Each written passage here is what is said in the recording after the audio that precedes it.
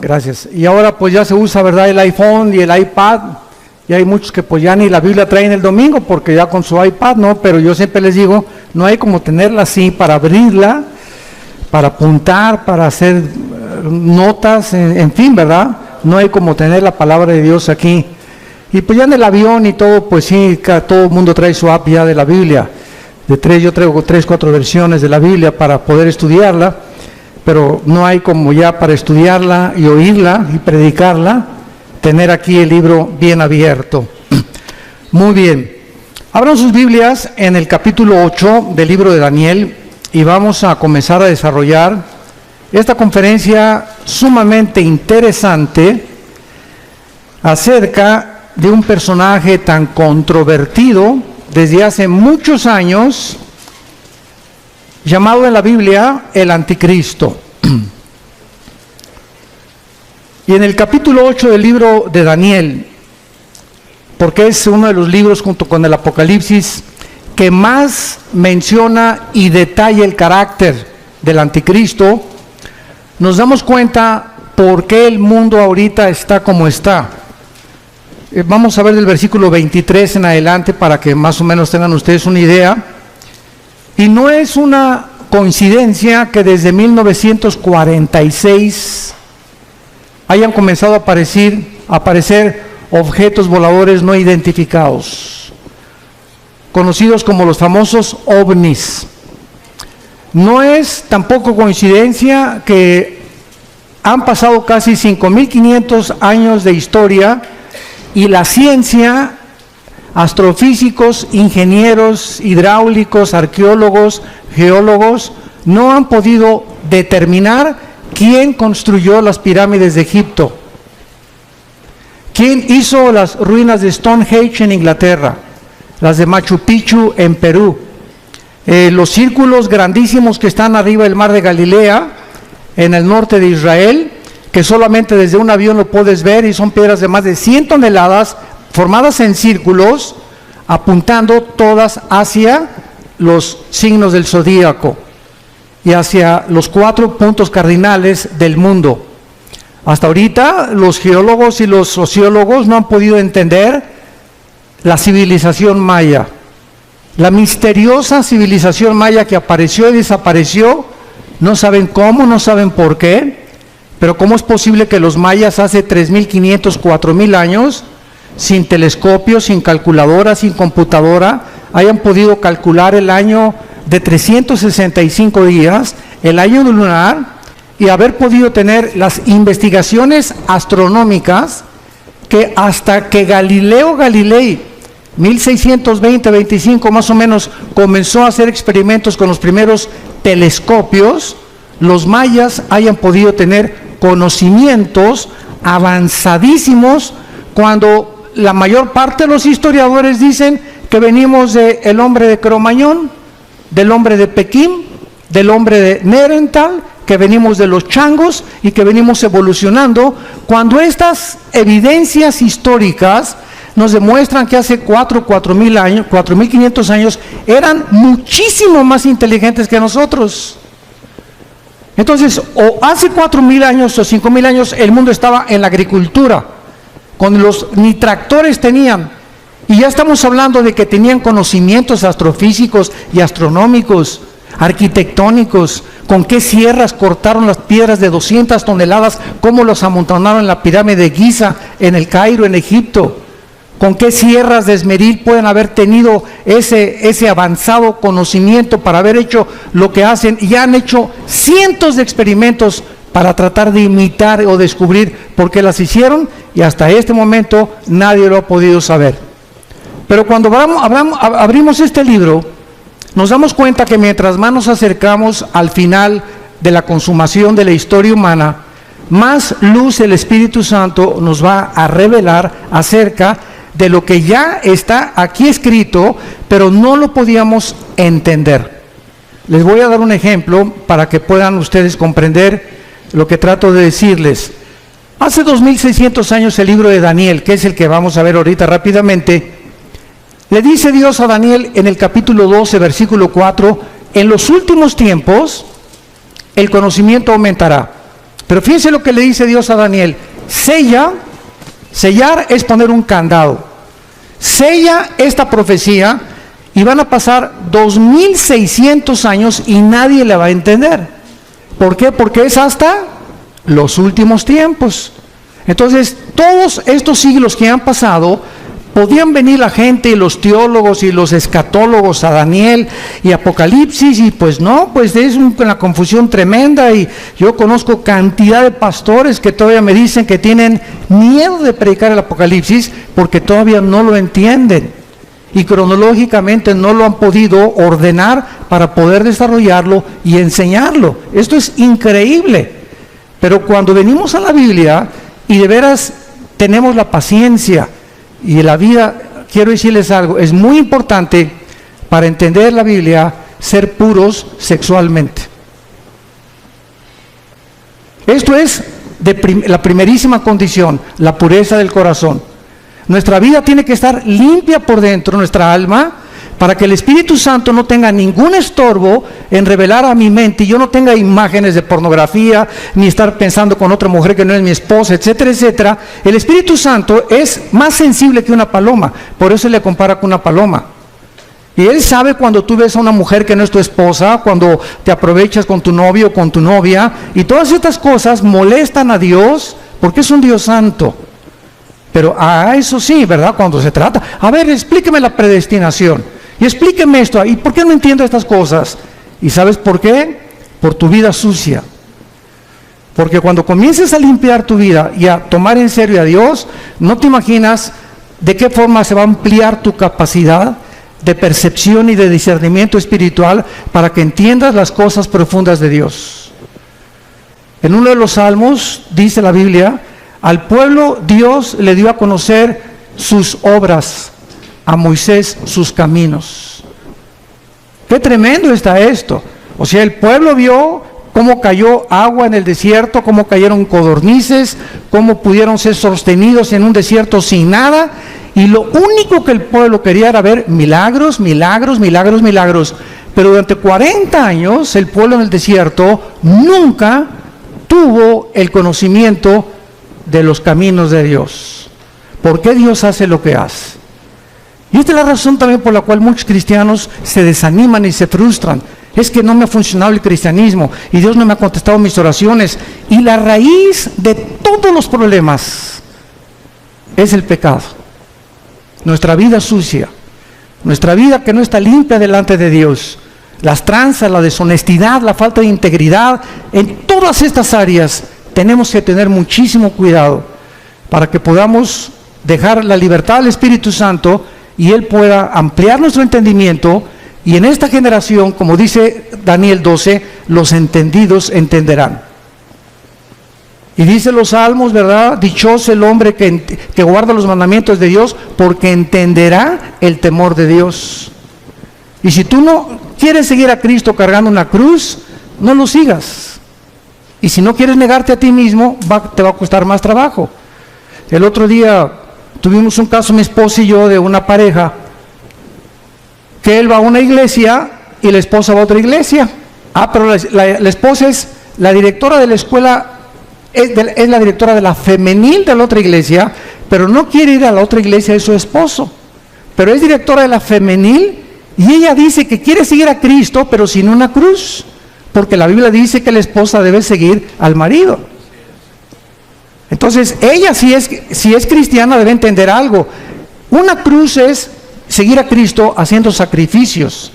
Pero hay cantidad de cristianos que quieren seguir a Cristo con la novia fornicando, quieren seguir a Cristo, uno por acá y otro por allá, y dicen que siguen a Cristo. Increíble. Y a Jesús no lo sigues así.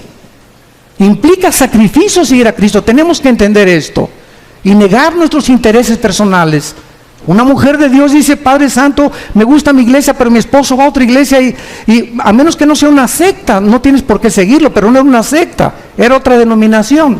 Entonces me sacrifico y voy con mi esposo y le voy a dar gusto a mi esposo y voy a dar por él, ¿verdad? Señor, pero yo quiero estar en tu voluntad. Y ahí es donde está la bendición. Pero estamos tan equivocados en tantos detalles tan pequeños que queremos seguir diciendo que somos cristianos y tenemos tantas cosas en nuestra vida que están muy lejos todavía del carácter de Jesús. Acuérdense que cuando lleguemos al cielo, Dios nos va a preguntar, pues ¿cuántas almas ganaste? Bueno, 5 millones de almas. ¿Cuántas iglesias hiciste? Tuve 600, di cobertura, 800 iglesias. Todas estas cosas que hagamos, a Dios, ¿qué le van a sorprender? A Dios, ¿qué le van a poder decir, verdad? Caray, te felicito, mi hijo, al llegar al cielo. Solo una pregunta va a haber para todos nosotros. Una sola pregunta. ¿Cuánto te pareces a Jesús? ¿Cuánto nos parecemos a Jesús? Dios está formando el carácter de Jesús en nosotros. Dice Romanos 8 que estamos siendo conformados a la imagen del Hijo. A Dios no le impacta lo que hagamos, sino lo que somos. Hay misioneros que yo conozco y pastores que tienen, en toda su vida ganaron 4, 5, 6 almas, obtuvieron discípulos como el que nos guió a mi hermano Alejandro y a mí, un misionero norteamericano bautista que nos ganó para Cristo, y ganó solamente a 7 personas. Él oró por 7 discípulos. Vino a México y le dijo, Señor, dame 7 discípulos en México, en la Ciudad de México. Y mi hermano y yo fuimos de los privilegiados de estar con este hombre de Dios. Y él se murió y nada más ganó a 7 discípulos. Y los 7 discípulos somos los 7 cristianos, ganadores de almas, y estamos en el ministerio de Cristo. Cuando lleguemos al cielo, todo el fruto que podamos nosotros tener va a ser para Él. Pero Él supo lo que es servir a Dios. Entonces no se trata también de tener grandes multitudes y grandes aquí, cosas por acá, porque ahorita es lo que más llama la atención. Ahorita se trata de hacer discípulos. Yo te pregunto a ti que eres cristiano, desde que tú te convertiste, ¿a cuántas almas has ganado para Jesús? Nadie levante la mano. ¿A quiénes les has hablado desde que te convertiste de Jesús? ¿Tienes a alguien en tu casa, tu hija, tu hijo, tu primo, tu mamá, a quien estés discipulando? ¿A quien le compartas lo que aprendes los domingos en la iglesia o en los seminarios? ¿O todo para acá, todo para acá, todo para acá y nada para allá? Y lo que Dios nos da es para bendecir. No recibimos nada que guardemos para nosotros. Todo es, Dios me lo da para darlo. Me da conocimiento para alimentar. Me bendice para que yo sea de bendición.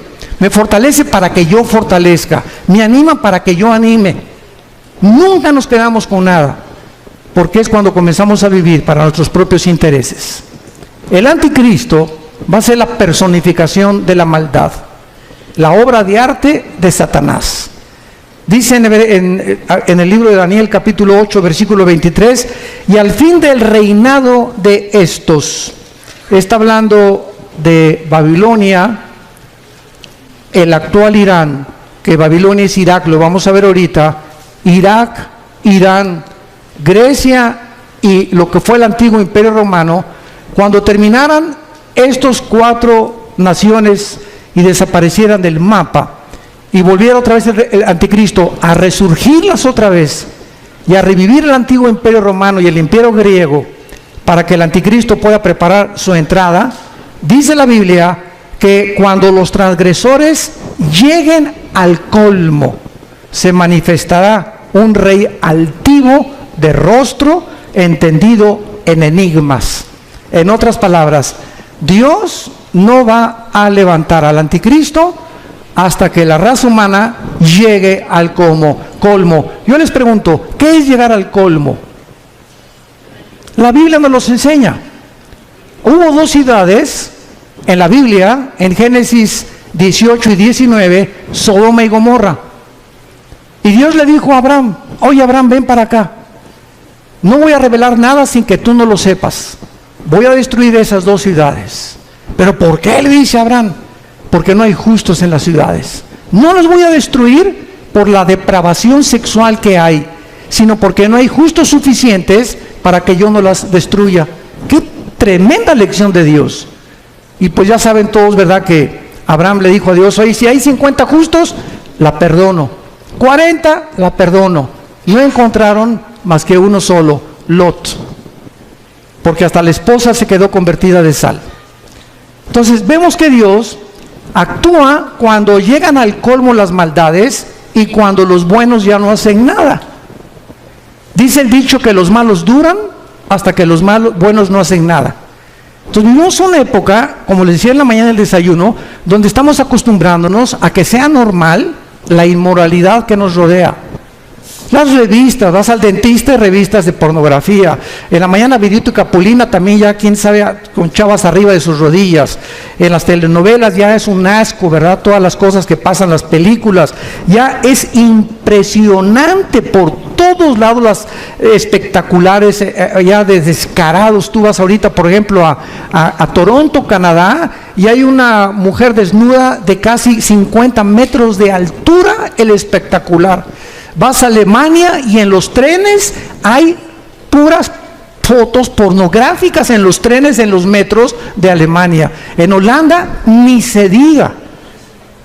Entonces estamos llegando a un punto en el mundo donde no nos damos cuenta que está ardiendo el mundo, nuestros hijos están siendo arrastrados.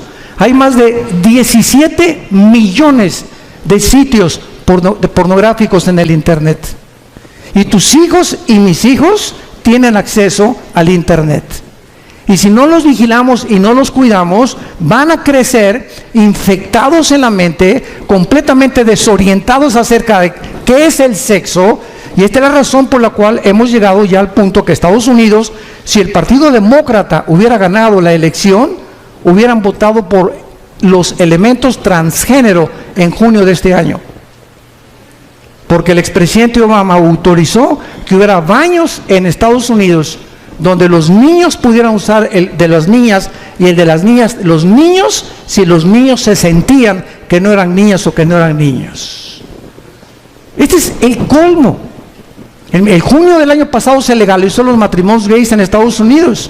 Y vemos así que está creciendo la maldad, y lo dice así: cuando los transgresores lleguen al colmo. La pregunta es esa. Mañana vamos a hablar de la destrucción de la familia.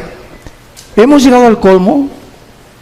Hoy en la mañana vimos un testimonio, ¿verdad?, de un expolítico donde nos expuso claramente la corrupción impresionante que hay en esos medios. Pero ya no me sorprende, porque el director de la FIFA, de la Federación de Fútbol Soccer, lo encontraron corrupto. Están demandando a 2 o 3 jugadores estrellas por corruptos también ahora. O sea, en los banqueros, en el deporte, en los artistas, en todos lados. Un cantante famoso ahorita que le dicen el Sol de México, que quién sé cuántos debe, que defraudó no sé qué tantas cosas. Y por todos lados estamos encontrando que ahora sí que el que no tranza no avanza. Y es una cosa normal que se está manifestando en la sociedad. Cuando los transgresores lleguen al colmo, se levantará un rey altivo de rostro y entendido en enigmas. Muy bien, vamos ahorita a ver un retrato muy claro de lo que es el Medio Oriente. ¿Saben ustedes en qué parte del mundo se encontraba el huerto del Edén? Dice Génesis 2, y nos da la clave, donde estaban 2 ríos, el Éufrates y el Tigris.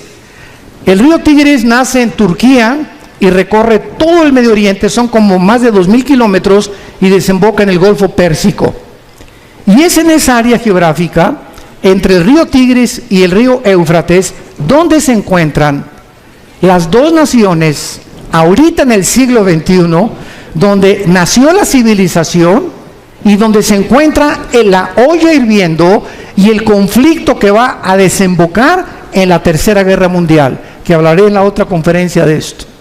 En esta zona entre Irak, que en la Biblia aparece con el nombre de la tierra de Sinar, la tierra de los caldeos o Babilonia, y Siria, que aparece como Asiria, vemos que antes la Mesopotamia, o la división entre 2 ríos, que es lo que significa la palabra Mesopotamia, estaban Irak y Siria unidas, no estaban separadas.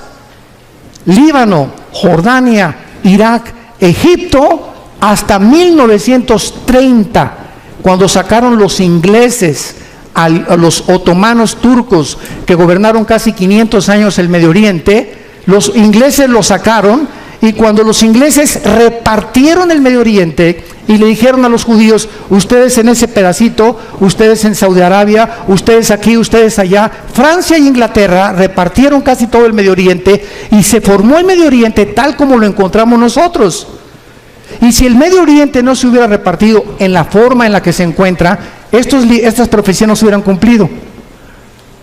Entonces es increíble cómo la providencia divina en la historia se va manifestando los caminos de Dios, y cuando estamos atentos a lo que la Biblia dice, descubrimos que nos encontramos verdaderamente, como lo vamos a demostrar, en la última generación. Hemos llegado al final de la historia humana, damas y caballeros. Prepárate para encontrarte con tu Dios, porque se viene sobre el mundo como tú no te imaginas. Así las cosas, así se van a venir. Y dichosos y felices aquellos que no están en glotonería, ni en los placeres de la vida, ¿verdad? Y que han tomado en serio a Dios, que se han santificado, que se han limpiados, porque de ellos es el reino de los cielos. Entonces, la zona de Irak fue donde el huerto del Edén estuvo. Génesis 2, del 2 al 10. Fue en Irak donde se encontraba Satanás cuando Dios puso el huerto del Edén. ¿Y de qué tamaño creen ustedes que es el huerto del Edén? ¿Se han preguntado? Tendría 10 kilómetros cuadrados, 1 hectárea, 4,000 metros cuadrados. ¿Qué tan grande es el huerto del Edén? Bueno, el huerto del Edén no era más que una pequeña zona geográfica en el Medio Oriente, lo que es ahorita Irak y Siria, y la demás parte de la tierra estaba despoblada. Pero ya los ángeles caídos estaban en el planeta Tierra, junto con Satanás, cuando Dios colocó a la primer pareja en el huerto del Edén. Y cuando Dios crea a Adán y Eva, las flores no tenían espinas, los leones no mordían, no había veneno en los alacranes, ni tampoco en las víboras, no había tormentas, no había tsunamis, no había nada de lo que nosotros estamos experimentando siglos después.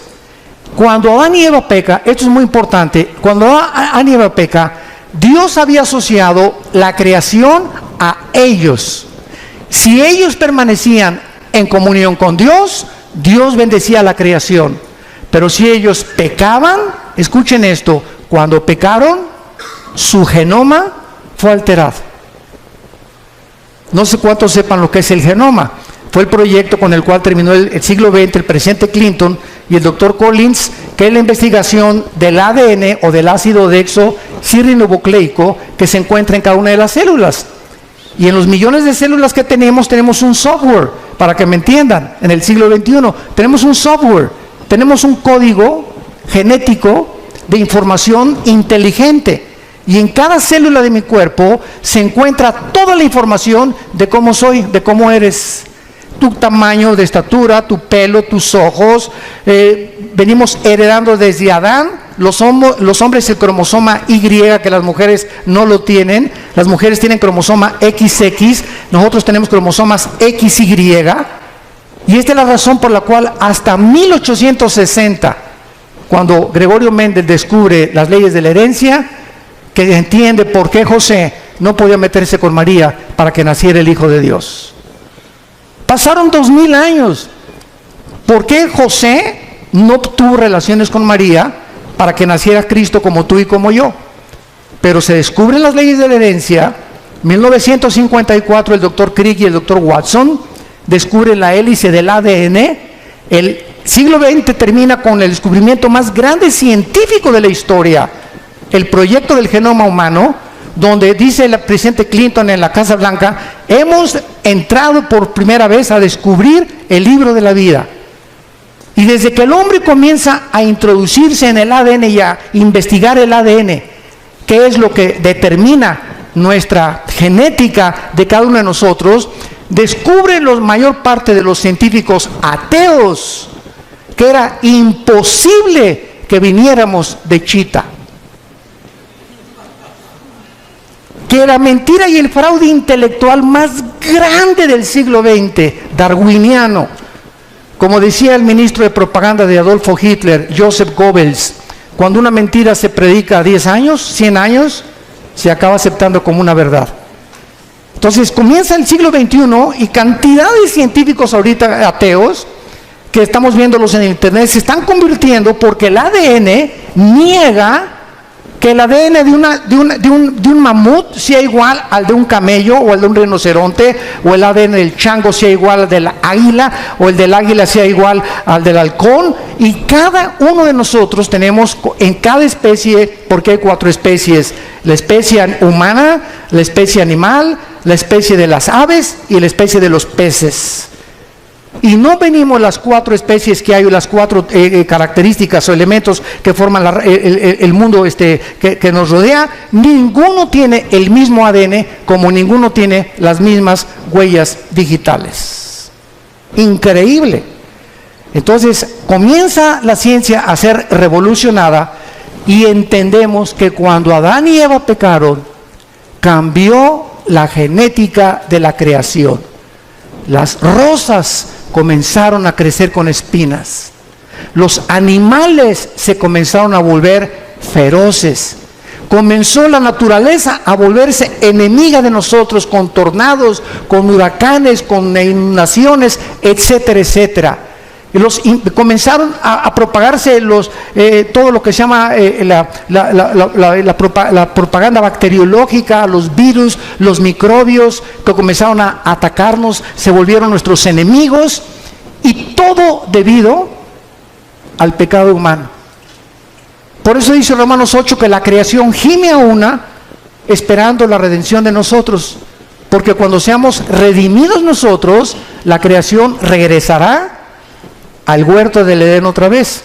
Y esto es precioso, porque nosotros los cristianos que me escuchan, santos de Dios, toda esta información que les doy es la información que ahorita están buscando los científicos y no la tienen. ¿De dónde vienen los platillos voladores desde 1946? Porque cuando venga el rapto, ¿qué creen que van a decir? Que nos pintamos con los ovnis, que los extraterrestres nos llevaron. Y Alberto Einstein en 1943 demuestra al presidente Roosevelt en Estados Unidos, al doctor Fermi y al doctor Oppenheimer alemán. Alberto Einstein demuestra con su famosa teoría E igual a mc al cuadrado, la energía es igual a la masa por la velocidad de la luz al cuadrado, que la conquista del espacio es imposible científicamente, por 2 razones: la velocidad y el tiempo. Si sacamos una nave y nos vamos ahorita a Marte, van a pasar, pongan ustedes que nos vamos a la velocidad 300,000 kilómetros por segundo, que es la velocidad de un año luz. Vamos a esa velocidad, llegamos a Marte y pasaron 1 año. Aquí en la Tierra pasaron 5 años.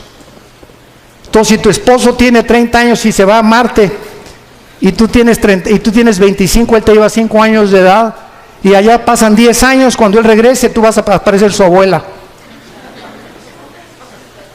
Y además, ninguna nave podría ser construida jamás que pudiera evadir los millones de piedritas minúsculas que existen en el espacio, porque la destruiría a la velocidad de la luz. Así que todas esas, yo le llamo marihuanadas, de que la guerra de las galaxias y por aquí, por allá, etcétera, etcétera, son los pininos y la imaginación, porque, ¿verdad? Julio Verne, Walt Disney, no se puede detener la imaginación humana. Pero ya la Biblia lo decía en Hechos 17 también, cuando Pablo les predicó a los filósofos en Atenas, que Dios hizo el cielo y la tierra y fijó los límites de habitación del ser humano. Entonces, todo lo que está pasando ahorita en el mundo está siendo preparado para la culminación del último acto de Dios. Y Dios no quiere que ni tú ni yo estemos desapercibidos y que no nos agarre como ladrón en la noche, porque vendrá así.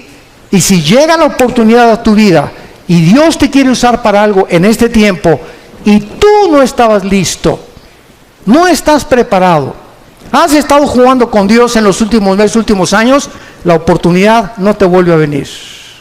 Dios no necesita a ninguno de nosotros. Nadie somos indispensables.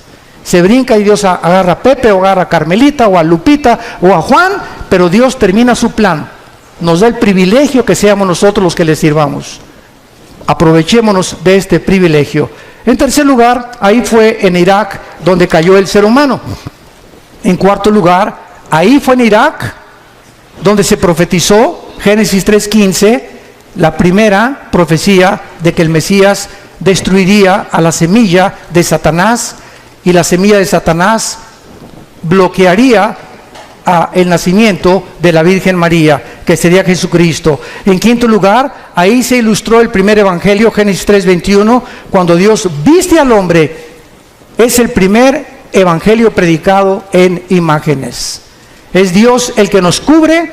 Tiene que haber sangre derramada, porque sin derramamiento de sangre no hay remisión de pecados, y es Dios el que toma la iniciativa para salvarte y para salvarme. En esta área geográfica fue la primera rebelión contra Dios, la Torre de Babel, Génesis capítulo 11. En esta tierra Dios llamó a Abraham, de acuerdo a la Biblia, Irak y Siria. Apocalipsis 9, la quinta trompeta. Están atados los 4 ángeles más crueles y sanguinarios de toda la humanidad. Ahí donde está ahorita Irak y Siria, la guerra civil de Siria, y donde está el conflicto estrellando o con la conflagración entre el oriente y entre el occidente. Ahí se encuentra la actividad demoníaca más grande de la historia. Ya no es el Teposteco aquí en México, ni Veracruz, ni Catemaco, Veracruz. Es ahí entre Irak y Siria, donde desde la guerra del Golfo Pérsico todo el mundo volteó sus ojos. Antes de la guerra del Golfo Pérsico, 1990-91, yo le pregunté a un grupo de estudiantes que si sabían dónde estaba Irak. ¿Saben qué me contestaron? Que qué clase de medicina era esa. Que si era un nombre de una medicina. O sea, eran zonas que ni siquiera consideraban, ni siquiera yo les dije en un mapa, con un dedo, dime dónde está Irak. No lo podían localizar ningún estudiante del tercer grado de teología. Me reservo el nombre del seminario. Pero era increíble. Y desde el 90 hasta nuestros días, pues ya todo el mundo sabemos, ¿verdad? Que Irak, ¿verdad?, está junto a Israel, junto a Jordania, ¿verdad?, junto a Siria, etcétera, etcétera. Pero es el área donde ahorita la atención mundial se ha concentrado. Y el punto al que quiero llegar es el siguiente. De esta zona geográfica, entre Irak y entre Siria, saldrá el anticristo. Ahorita regresamos a Daniel, vayamos a Génesis 49. Y vamos a ver con mucho detenimiento lo que en los últimos años se han tratado de especular acerca del origen del anticristo. Lo único que sabemos, o que se sabía, sin haber profundizado la Biblia, hasta hace, me acuerdo yo, 25 años, yo desde que me convertí, no sé cuántos de ustedes sepan, ¿verdad?, pero el primer mensaje que yo prediqué en mi vida, hace 40 años, fue sobre la tribulación. O sea, desde que comencé a predicar, Dios me trajo a la profecía y a la apologética, que es la defensa de la fe. Son las dos áreas de ramas de la teología donde me he especializado más, en la profecía y en la defensa de la fe, la apologética. Y desde que comencé a estudiar la Biblia, pues fue algo, ¿verdad?, que yo sentí que era un llamado que Dios me daba para profundizarme en la profecía. Y a través de todos estos años, pues me metí. Yo he predicado 3 veces todo el libro de Apocalipsis, versículo por versículo. Lo pueden conseguir, son 100 conferencias, versículo por versículo, los 22 capítulos. Pero lo he predicado 3 veces, pero lo he grabado 3 veces, pero lo he predicado como 6 o 7 veces en toda mi vida que llevo de cristiano. Y cada vez que lo predico encuentro algo diferente. Y cada vez que predico tengo más luz. Y cada vez que predico, a la luz de los descubrimientos científicos que están sucediendo en el mundo, como lo de la genética, como el proyecto Genoma Humano, etcétera, etcétera, entiendo más por qué hace 2000 años el apóstol Juan en Apocalipsis dijo que el anticristo marcaría con el 666 a la humanidad. ¿Cómo podría ser posible si no se hubieran inventado las computadoras? ¿Cómo podíamos ser posible que en el capítulo 11 de Apocalipsis, cuando se maten a los 2 testigos, dice que todas las tribus y todas las lenguas verán al mismo tiempo el mismo evento? ¿Cómo podría ser posible si no se hubieran inventado los satélites de comunicación en los 70 del siglo pasado? Entonces todo va cobrando sentido conforme la ciencia va aumentando, y nosotros decimos, ¿verdad?, la Biblia tenía razón. Hasta que se descubre la genética, se entiende por qué María no podía tener relaciones con José. Porque si José se hubiera metido con María, el esperma Y, el cromosoma Y del varón, viene infectado desde Adán, porque nosotros transmitimos el pecado. La mujer es la receptora, nosotros traemos la semilla, los varones. Si José se mete con María, Cristo nace como naciste tú y como nací yo, en pecado. No hubiera podido pagar por nosotros.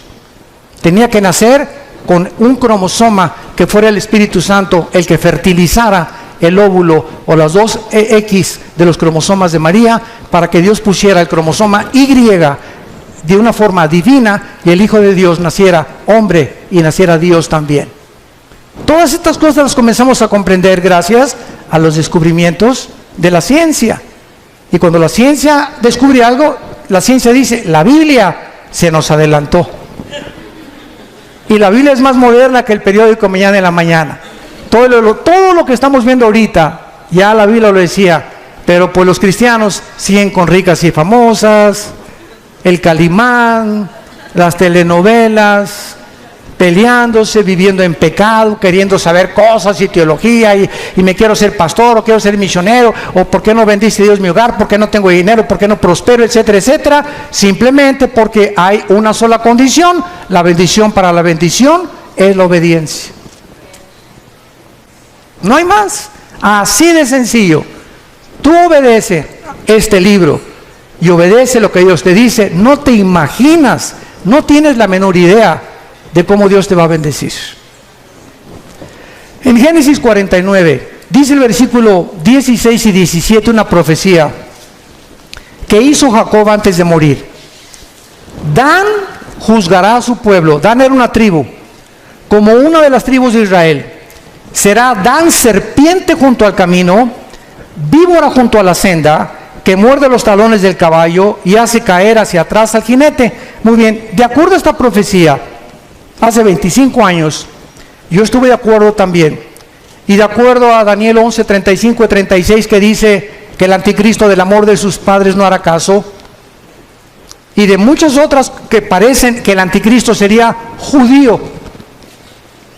Resulta que comenzamos a escarbar más la Biblia. Como vayamos ahora a Isaías capítulo 10, rápidamente, Isaías 10, y comienzan a surgir la otra línea de comprensión de que al anticristo se le llama más de 10 veces en el Antiguo Testamento el asirio, o sea, de la región geográfica donde se encuentra ahorita ISIS, el grupo terrorista radical islámico, ISIS. Dice así en Isaías capítulo 10, versículo 5, oh Asiria, vara y bácula de furor en tu mano he puesto mira. Le mandaré contra una nación pérfida y sobre el pueblo de mira, o sea, Israel, para que quite despojos, arrebete presa, Versículo 12, ojo, pero acontecerá que después que el Señor haya acabado su obra en el monte de Sión y en Jerusalén, ¿ya la acabó? Todos estamos de acuerdo, ¿verdad? Dios no ha terminado con Israel, no ha acabado su obra con ellos. Después que Dios acabe su obra, castigará el fruto de la soberbia del corazón del rey de Asiria y la gloria y la altivez de sus ojos. Y así ya no me da tiempo de ver todos los versículos, como en Miqueas 5 del 2 al 6, donde también se menciona al asirio viniendo contra Jerusalén en los últimos tiempos. Y entonces hay esto cuando estudiamos teología. Por un lado hay profecías que ponemos en la balanza, que parece que el anticristo iba a ser judío, y ponemos en la balanza otros versículos que nos amuestran que el anticristo viene definitivamente de Asiria, de donde se encuentra ahorita ISIS. ¿Cómo podemos compaginar cuando encontramos en la Biblia que se predica la predestinación, pero también se predica la responsabilidad humana? ¿Cómo podemos entender que la salvación no se pierde y unos dicen que sí se pierde la salvación? Entonces vemos aparentemente doctrinas o líneas de pensamiento que parece que se contradicen una contra la otra, pero el problema está en nuestra mente y no en Dios, en nuestra falta de comprensión. Vean ustedes este ejemplo del anticristo. Dice la Biblia que saldrá de Dan, que será judío, y dice la Biblia que se le llama el asirio. Muy bien, ¿cuál es lo que compagina o qué escrituras unen a las dos para poder entender de dónde viene el anticristo? En el año 700 antes de Cristo, apúntalo, o sea, hace 2700 años, los asirios se llevaron cautivas a las 10 tribus de Israel. 100 años después, Nabucodonosor, en el año 585 antes de Cristo, 100 años después, vino y se llevó a las últimas 2 tribus. Estas 10 tribus que se fueron a Siria hace, ¿cuánto? 2700 años, se diluyeron en el mundo entero. Y ahorita los judíos no saben quiénes son. Hay judíos mexicanos que a lo mejor tú eres y no lo sabes. Hay negritos, hay costarricenses, hay italianos, hay brasileños, hay españoles, hay ingleses. Están revueltos en el mundo los judíos. Y ahorita solamente hay los que creen que vienen de Leví, de la tribu de Leví, y los de Cojén, que son los sacerdotes. Pero de las 10 tribus desaparecidas es el misterio que solo Dios sabe, que los va a levantar 12,000 de cada tribu en Apocalipsis 7. Entonces, ¿cuál es la respuesta? Que el anticristo puede ser judío y al mismo tiempo ser asirio. ¿Sabían ustedes que ahora los sociólogos están llegando a corroborar que Hitler era judío? Que tenía raíces judías, tu paisano. Increíble, ¿no? Han pasado siglos y comenzamos a descubrir cosas que dices, Dios mío, güey, a lo mejor yo no sé ni de dónde vengo, pero tenemos antecedentes de quién, a lo mejor desciendes hasta de Pancho Villa. Pero así es la genética. Entonces el anticristo, ¿verdad?, surge geográficamente de Asiria, y es lógico, ¿verdad?, que también haya sido perteneciente a una de las tribus de los judíos, que es la tribu de Dan. Ahora, cuando este líder de ISIS declaró que querían establecer el califato en todo el Medio Oriente y borrar la frontera entre Irak y entre Siria para establecer el califato, la palabra califa significa el sucesor en el idioma del Islam. Entonces los califas eran los que decían que eran sucesores directos de Mahoma. Y el musulmán está dividido en 2 ramas, en los sunnis, que son el 85%, ISIS es suní, y los chiitas, que son el 15% que viven en Arabia Saudita y en Irán, y casi todo el Medio Oriente son sunnis, son los que controlan y matan a los hermanos chiitas porque dicen que son los únicos sucesores de Mahoma. Entonces, este conflicto que está ahorita en el Medio Oriente es precisamente el que va a pavimentar la próxima guerra para que salga el anticristo, como lo mencionamos en esta mañana. El anticristo tendrá poderes sobrenaturales satánicos. Vayamos rápidamente a Apocalipsis capítulo 13 y veamos lo que el apóstol Juan menciona acerca del poder impresionante que el anticristo tendrá, y algo muy importante que les quiero compartir. La mayor parte del mundo cree que el anticristo va a gobernar el mundo entero. ¿Por qué? Porque aquí en Apocalipsis hay un versículo que dice que estará sobre todo tribu, lengua y nación. Pero lo mismo se dijo de Nabucodonosor en su tiempo. Y era tribu, lengua y nación del tiempo en que Nabucodonosor vivió y de la nación de Babilonia. Alejandro el Magno se menciona que también abarcó el mundo entero conocido. ¿Cómo sabemos que el anticristo no va a gobernar todo el mundo? Porque en Daniel 11, 40 al 45 dice que el rey del sur se levantará contra el rey del norte, harán guerra contra el anticristo tendrá que destruir Egipto, y en Apocalipsis 16, 12 al 16, dice que los reyes del oriente vienen al Armagedón, Joel capítulo 3, al valle del Megiddo o al valle de Jezreel, a pelear contra el anticristo. Entonces, el anticristo va a gobernar 10 naciones nada más. 5 de Europa y 5 del Medio Oriente, que pertenecían al antiguo Imperio Romano, que es otra profecía del capítulo 2 de Daniel, del estatua de Nabucodonosor, que representa los 10 dedos y los 10 cuernos de Apocalipsis capítulo 17, que tampoco nos daría tiempo de poder cubrirlo. Pero en Apocalipsis 13, dice el versículo 1, me paré sobre la arena del mar, y vi subir del mar una bestia. Y esto es interesante. ¿Por qué se le llama bestia al anticristo? Si ustedes han estudiado Daniel, capítulo 7 y capítulo 8 de Daniel, dice la Biblia, vi a 4 bestias que se levantaron. Una era como un oso, la otra era como un leopardo, la otra era como un león, que son Babilonia o Irak, que son Persia, que es Irán, y que es Grecia. El leopardo, las conquistas de Alejandro el Magno.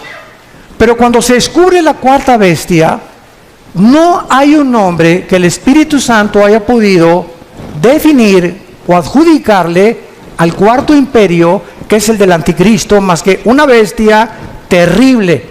O sea, de acuerdo al Espíritu Santo, no hay una bestia tan sanguinaria, depredadora, que se pudiera utilizar como un ejemplo para poder compararlo con la ferocidad, la crueldad, el odio y el orgullo y la altivez de este hombre que será la obra maestra de Satanás.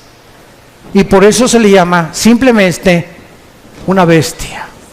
Y la palabra bestia en el griego, terión, es una bestia depredadora. No es un animal como un perro que es domesticado, como un caballo o como una gallina, sino que son bestias depredadoras, porque esta es la naturaleza que tendrá el anticristo. Y vean ustedes de dónde surge el anticristo, de acuerdo a Juan. Me paré sobre la arena del mar. ¿Dónde estaba Juan cuando escribió esto? En el mar Mediterráneo. De esa zona del mar Mediterráneo es donde el anticristo va a surgir, no de México, de Querétaro menos. Ni de Inglaterra, ni de Italia, ni de Alemania, ni de Brasil, ¿verdad? El anticristo va a surgir del área geográfica donde ahorita, en el siglo XXI, se encuentra Irak y Siria.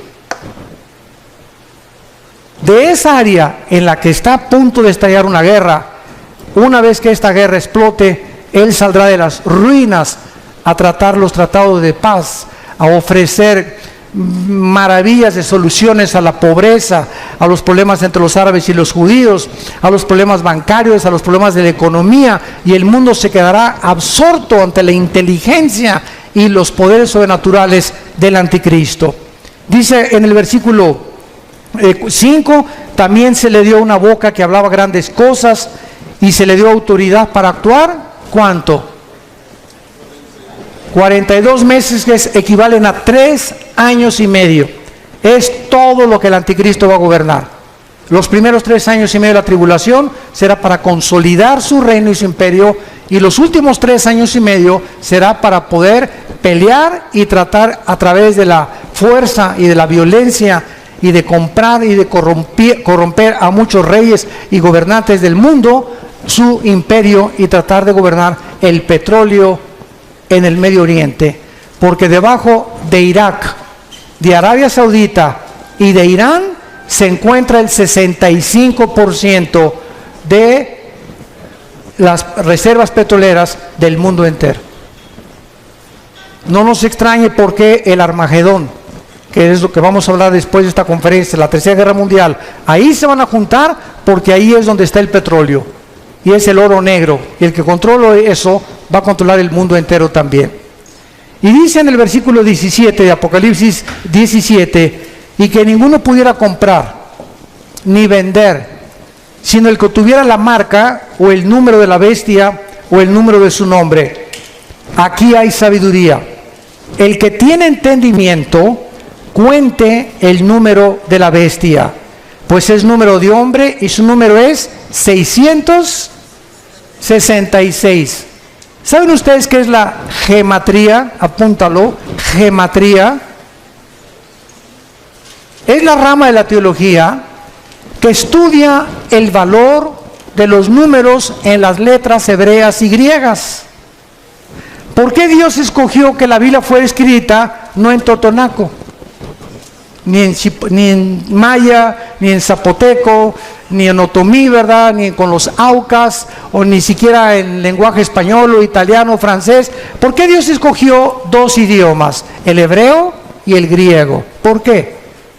Dios lo que hace, lo hace con un propósito sabio siempre detrás, porque el hebreo y el griego son los dos únicos lenguajes que cada palabra tiene un valor numérico.